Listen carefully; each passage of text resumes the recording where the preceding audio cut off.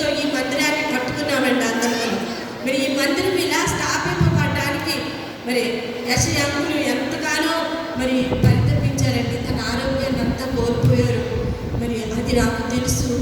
నేను చివరిలో చనిపోయేటప్పుడు నేను దావీదంకులు మరి మరిపుడి భాస్కరరావు గారు వీళ్ళందరూ ఉన్నారు.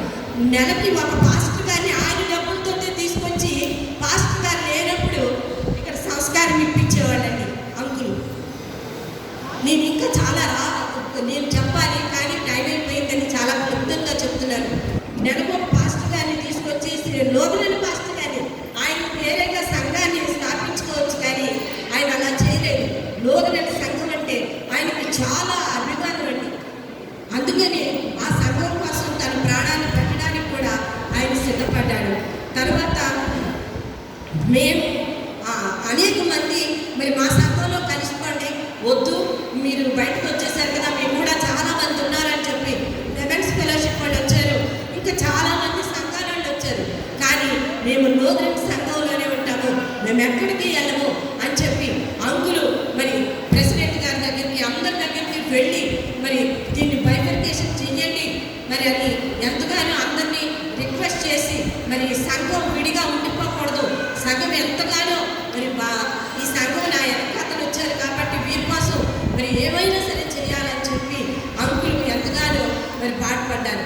మేము దావీదంకులను ట్రాన్స్ఫర్ అయ్యి వెళ్ళిపోయినప్పుడు సుందరం ఆంటీ మరి బెనర్జీ కూడా ఈ సంఘం చెదిరిపోకుండా చాలా రోజులు ఇక్కడ పరిచయం చేశారండి.